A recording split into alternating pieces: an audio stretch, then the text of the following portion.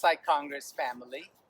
This is Rakesh Jain, a proud member of the Psych Congress Steering Committee. Today we're here in Austin, Texas, my home city. Welcome.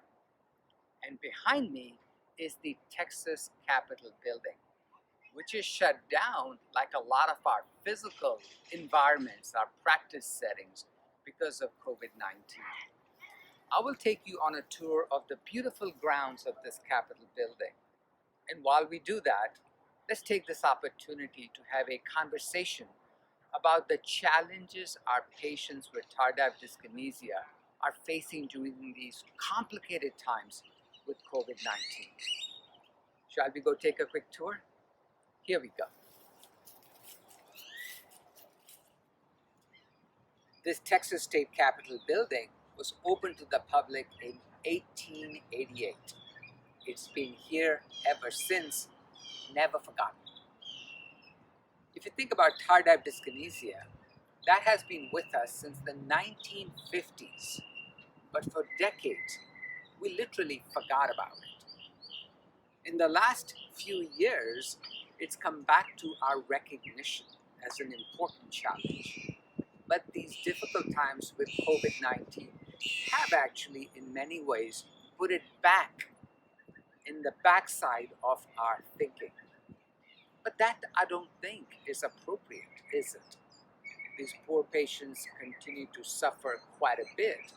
And I do believe, despite the challenges we do have with our offices shut down, telepsychiatry being primary mechanism by which we see patients, that we can still assess for it. We still recognize the impact it has on their lives, and we still offer them treatment.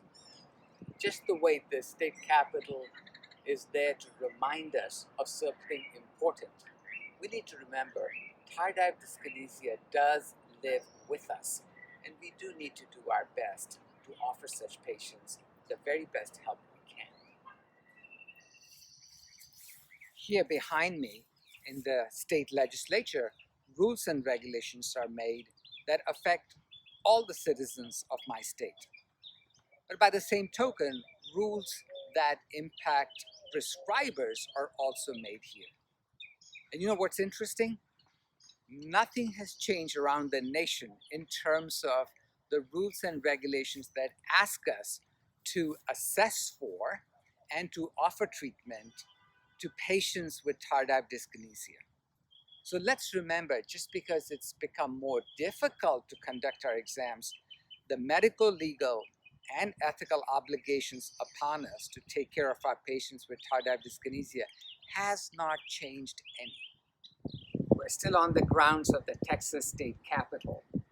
In this corner of the grounds is a beautiful memorial to the Texas peace officers who have fallen in the line of duty. It is beautiful here. Let's now talk about the AIMS and tardive dyskinesia. That scale has been a gold standard for some decades now, and we were asked to consider doing it during our physical examination of the patients in our offices or in our hospital settings. Of course, with the COVID pandemic shut down, it has become far more challenging to do that. I appreciate that. But having said that, there are still many elements of the AIMS that can be and should be done in order to assess these patients on antipsychotics on a regular interval.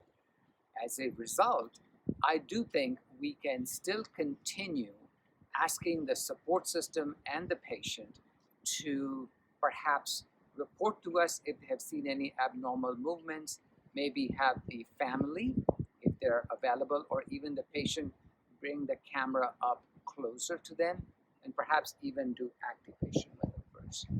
So while a perfect AIMS is not possible, an imperfect AIMS is still better than no AIMS. As we continue our travels around the Capitol grounds, we now run into what's behind me, the Vietnam Veterans Monument. Monuments are erected to not forget important things in the life of a society. What we may want to do is remember that adherence can be a challenge for our patients with tardive dyskinesia in the best of circumstances. And of course, with the COVID-19 pandemic, I think those challenges have gone up substantially. So what do we do? Do we give up? I say no. What we may need to do is think of innovative ways in individual patients to enhance their adherence with their tardive dyskinesia medications. This may include pulling in a support system. It may include, if the patient is relatively high functioning, recommending they put alerts on their smartphone device or on their calendar. So no matter what particular mechanism we use, let's not forget the great importance of adherence in the optimum treatment of tardive dyskinesia. Let's continue our walk.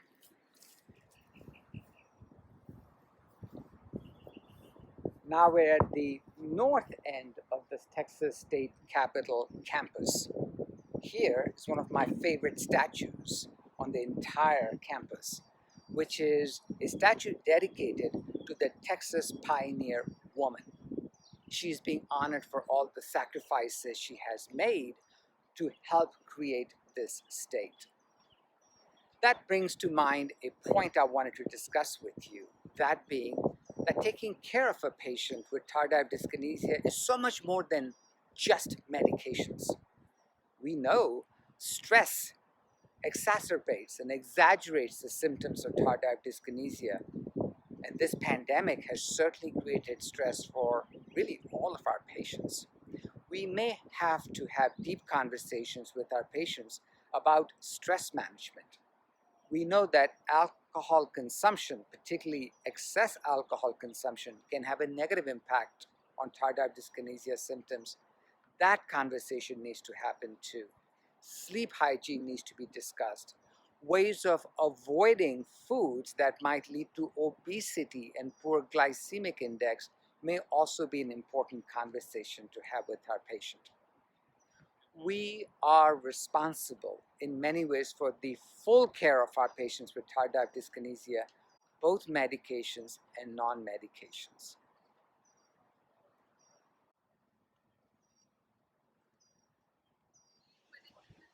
Thank you for joining me on this walk of the Texas State Capitol building. It's a beautiful campus. I hope next time you're in Austin, you will come visit it.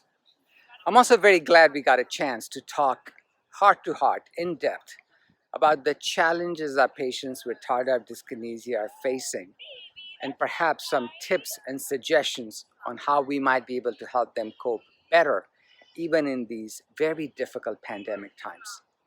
Take care, and I'll see you around. Bye now.